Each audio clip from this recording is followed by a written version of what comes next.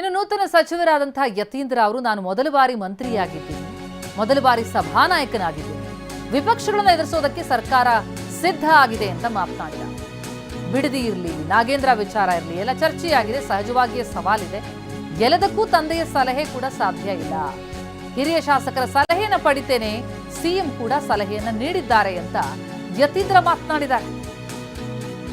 ನೂತನ ಸಚಿವರಾಗಿ ಅಧಿವೇಶನಕ್ಕೆ ಬಂದಂತಹ ಯತೀಂದ್ರ ಮೊದಲ ಬಾರಿ ಸಭಾನಾಯಕನಾಗಿರುವಂತಹ ಸಂದರ್ಭದಲ್ಲಿ ಇರೋ ಸವಾಲುಗಳೇನು, ಯಾವ ರೀತಿ ಅದನ್ನು ಎದುರಿಸೋದಕ್ಕೆ ಸಿದ್ಧ ಅನ್ನೋದ್ರ ಬಗ್ಗೆ ಮಾತನಾಡಿದ್ದಾರೆ. ಜೊತೆಗೆ ಹಿರಿಯ ಶಾಸಕರ ಸಲಹೆಯನ್ನು ಪಡೆಯೋದಾಗಿ ತಿಳಿಸಿದ್ದಾರೆ. ಜೊತೆಗೆ ಮಾಜಿ ಸಿಎಂ ತಂದೆ ಸಿದ್ದರಾಮಯ್ಯ ಅವರ ಸಲಹೆಯನ್ನು ಪಡ್ಕೊಂಡಿದ್ದೀರಾ ಅನ್ನೋ ಪ್ರಶ್ನೆಗಳು ಎದುರಾದವು. ಎಲ್ಲದಕ್ಕೂ ತಂದೆಯ ಸಲಹೆ ಸಾಧ್ಯ ಇಲ್ಲ, ಹಿರಿಯ ಶಾಸಕರ ಸಲಹೆಯನ್ನು ಪಡಿತೀನಿ, ಜೊತೆಗೆ ಸಿಎಂ ಕೂಡ ಸಲಹೆಯನ್ನು ಕೊಟ್ಟಿದ್ದಾರೆ ಅಂತ ಯತೀಂದ್ರ ಮಾತನಾಡಿದ್ದಾರೆ. ಸಭಾನಾಯಕರಾಗಿ ಅವರನ್ನ ಆಯ್ಕೆ ಮಾಡಲಾಗಿದೆ.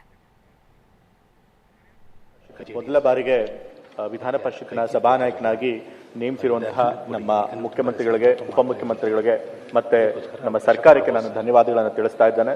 ಮೊದಲನೇ ಬಾರಿ ಮಂತ್ರಿ ಹಾಗೂ ವಿಧಾನ ಪರಿಷತ್ತಿನ ಸಭಾನಾಯಕ ಆಗಿರೋದ್ರಿಂದ ಹೆಚ್ಚು ಅನುಭವ ಇಲ್ಲದೆ ಇರೋದ್ರಿಂದ ತಪ್ಪುಗಳಾದರೂ ಕೂಡ ನಮ್ಮ ಆಡಳಿತ ಪಕ್ಷದ ಮತ್ತೆ ವಿರೋಧ ಪಕ್ಷದ ಎಲ್ಲ ಸದಸ್ಯರುಗಳು, ವಿರೋಧ ಪಕ್ಷದ ನಾಯಕರುಗಳು ತಮ್ಮ ಸಹಕಾರನ ಕೊಡಬೇಕು ಅಂತ ಹೇಳಿ ನಿಮ್ಮಲ್ಲಿ ಪ್ರಾರ್ಥನೆ ಮಾಡ್ತಾ ಈ ಒಂದು ಸಂತಾಪ ಸೂಚನೆಯನ್ನ ನಾನು ಮಂಡಿಸ್ತಾ ಇದ್ದೇನೆ. ಮೊದಲ ಬಾರಿಗೆ ವಿಧಾನ ಪರಿಷತ್ತಿನ ಸಭಾನಾಯಕನಾಗಿ ನೇಮಿಸಿರುವಂತಹ ನಮ್ಮ ಮುಖ್ಯಮಂತ್ರಿಗಳಿಗೆ, ಉಪಮುಖ್ಯಮಂತ್ರಿಗಳಿಗೆ ಮತ್ತೆ